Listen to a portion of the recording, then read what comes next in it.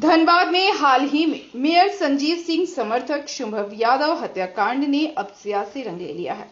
इस मामले में एक नया मोड़ तब सामने आया जब यह जानकारी मिली कि मृतक शुभम यादव ने अपनी हत्या से कुछ दिन पहले ही झारखंड के डीजीपी को एक आवेदन भेजा था।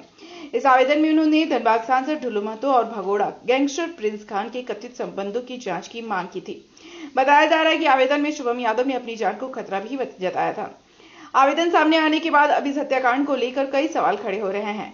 इसे लेकर मेयर संजीव सिंह और सांसद ढुल्लू महतो फिर आमने सामने आ गए हैं।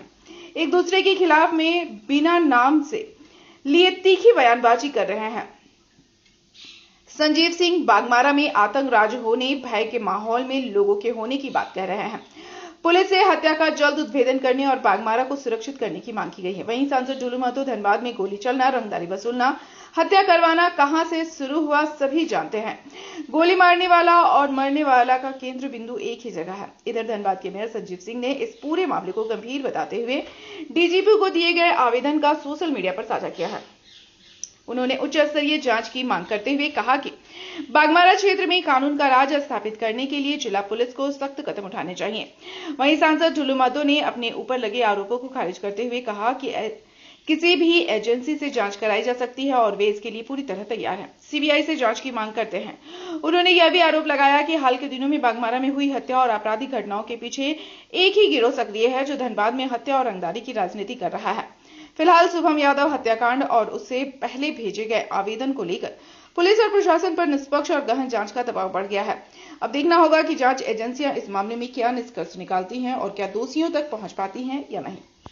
कल मेयर के सोशल मीडिया हैंडल से एक लेटर वायरल किया गया और उसमें आपके ऊपर बहुत ही गंभीर आरोप लगाया गया। क्या कहेंगे उस पर? सीबीआई जांच हो। ये सब गुंडागर्दी करने वाला हमारा खून में नहीं है, हमारा इतिहास में नहीं है। हम लोग कभी भी इस तरह का सोच भी नहीं सकते हैं। भैया जांच का तो विषय है, सरकार के पास तो सारा रिपोर्ट मिला कि डीजीपी को एक लेटर दिया गया था। सामने करे ना, तो सामने करे, बोल तो दिए। जो घटना घट रहा है बस एक ही जगह से उसका केंद्र बिंदु है, गोली मारने वाला भी, मरने वाला भी। यहाँ का इतिहास, धनबाद का इतिहास कौन किससे छुपा हुआ है? किसी से छुपा हुआ है? यहाँ क्राइम का प्रारंभ कौन किसने किया? गोली चलाना किसने, मर्डर करना किसने स्टार्ट किया, रंगदारी किसने स्टार्ट किया, लूटना स्टार्ट किसने किया? ये किसी से छुपा हुआ नहीं, हम किसी का नाम नहीं लेंगे, मगर ये पूरी धनबाद की जनता जान रही है। धनबाद की जनता से मेरा आग्रह और अपील होगा, धनबाद को बचाइए और वैसे लोगों से बचिए जो धनबाद को सिर्फ लूट का अड्डा बनाना चाहता है। Thank you sir. कल एक वायरल हुई थी लेटर, कल नहीं परसों वायरल हुई थी और उसमें एक आरोप लगाया गया था कि सांसद का और जो प्रिंस खान है उसके संबंधों की जांच डीजीपी से कराने की मांग की गई थी। उस पर सांसद ने कहा है कि इसकी सीबीआई जांच करा लिया जाए, हम चुनौती देते हैं। बिल्कुल, जो भी विषय ये आया है, मैंने परसों ही कहा था कि जिन चूँकि शुभम यादव जनता श्रमिक संघ के नेता भी थे और उनके ऊपर ये पहले ये आरोप लगाया गया था कि वो एक आपराधिक व्यक्ति थे, उनका आपराधिक शब्द था। तो पहले मैं इसको आप सभी को बता देता हूँ कि शुभम यादव प्रशासन की मदद से और मुख्य धारा में जुड़ा था और मुझे ये जानकारी है कि 2023 के बाद पर उस पर कोई भी ऐसा आपराधिक मामला दर्ज नहीं हुआ था जिससे उसे लोग अपराधी कहें।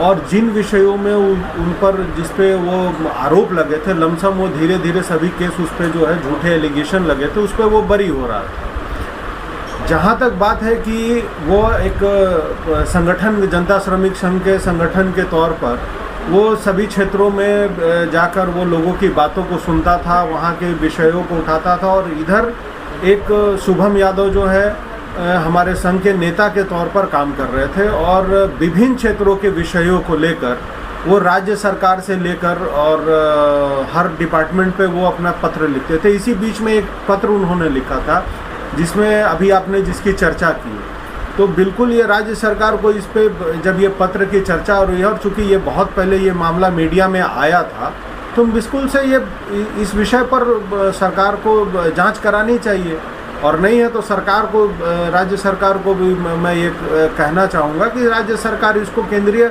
जांच एजेंसी को भी दे कि भाई ये विषय जो उठा है, ये विषय जो आया है, ये तो पहले मीडिया में आया, मीडिया के आने के बाद इस पर पत्र लिखा गया तो अगर इस तरह का विषय है तो उस पर जांच करना चाहिए, क्योंकि बाघमारा में बिल्कुल आप जानते हैं कि अराजकता की स्थिति है। वहाँ कई बार किसी प्रकार की घटना हो गई है। वहाँ पर मैंने प्रशासन से, जिला प्रशासन से भी मांग किया है कि वैसे जगह पर जहाँ आतंक का माहौल है उसको वहाँ से ख़त्म किया जाए और प्रशासन अपना कानून राज कायम करे वहाँ पे।